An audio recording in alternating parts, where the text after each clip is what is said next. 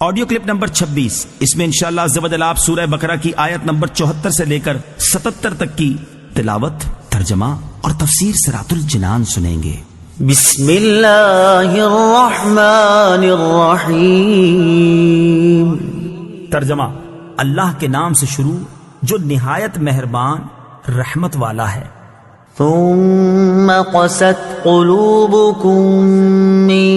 بعد ذلك فهي كالحجارة أو أشد قسوة وإن من الحجارة لما يتفجر منه الأنهار وإن منها لما يشقق فيخرج منه الماء وَإِنَّ مِنْهَا لَمَا يَهْبِطُ مِنْ خَشْيَةِ اللَّهِ وَمَا اللَّهُ بِغَافِلٍ عَمَّا تَعْمَلُونَ۔ ترجمہ: پھر اس کے بعد تمہارے دل سخت ہو گئے تو وہ پتھروں کی طرح ہیں، بلکہ ان سے بھی زیادہ سخت ہیں، اور پتھروں میں تو کچھ وہ ہیں جن سے ندیاں بہہ نکلتی ہیں، اور کچھ وہ ہیں کہ جب پھٹ جاتے ہیں تو ان سے پانی نکلتا ہے، اور کچھ وہ ہیں جو اللہ کے ڈر سے گر پڑتے ہیں،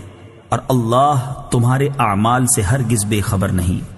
ثم قست قلوبکم، پھر تمہارے دل سخت ہو گئے۔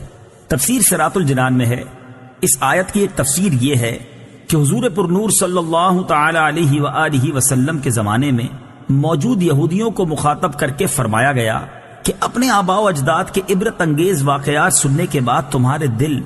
حق بات کو قبول کرنے کے معاملے میں سخت ہو گئے، اور وہ شدت و سختی میں پتھروں کی طرح ہیں، بلکہ ان سے بھی زیادہ سخت ہیں، کیونکہ پتھر بھی اثر قبول کرتے ہیں کہ کچھ پتھروں سے ندیاں بہ نکلتی ہیں، اور کچھ ایسے ہیں کہ جب پھٹ جاتے ہیں تو ان سے پانی نکلتا ہے، اور کچھ وہ ہیں جو اللہ تعالیٰ کے ڈر سے اوپر سے نیچے گر پڑتے ہیں، جبکہ تمہارے دل اطاعت کے لیے جھکتے ہیں، نہ نرم ہوتے ہیں، نہ اللہ تعالیٰ سے ڈرتے ہیں، اور نہ ہی وہ کام کرتے ہیں جس کا انہیں حکم دیا جاتا ہے۔ اور یاد رکھو کہ اللہ تعالیٰ تمہارے اعمال سے ہرگز بے خبر نہیں، بلکہ وہ تمہیں ایک خاص مدت تک کے لیے مہلت دے رہا ہے۔ افتطمعون ان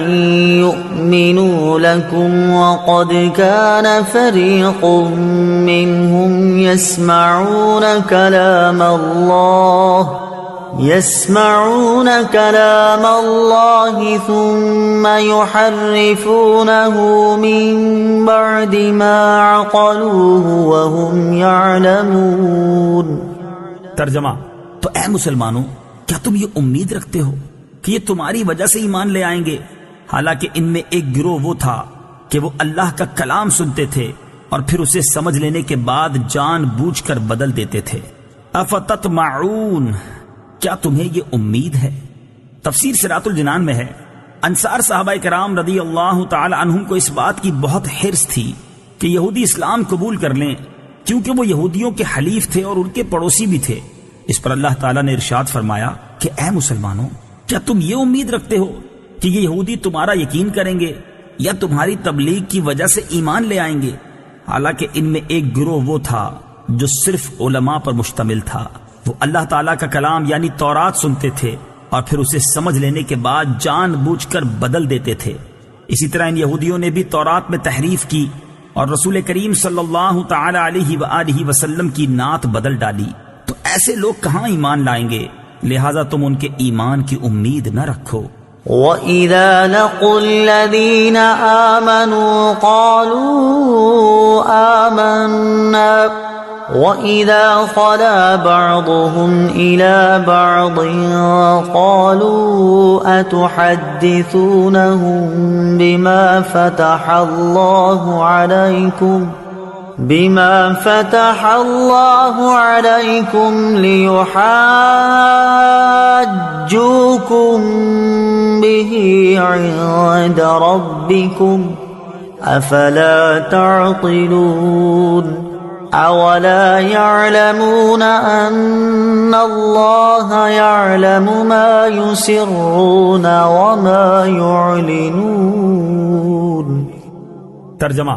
اور جب یہ مسلمانوں سے ملتے ہیں تو کہتے ہیں کہ ہم ایمان لا چکے ہیں، اور جب آپس میں اکیلے ہوتے ہیں تو کہتے ہیں کیا ان کے سامنے وہ علم بیان کرتے ہو جو اللہ نے تمہارے اوپر کھولا ہے، تاکہ اس کے ذریعے یہ تمہارے رب کی بارگاہ میں تمہارے اوپر حجت قائم کریں۔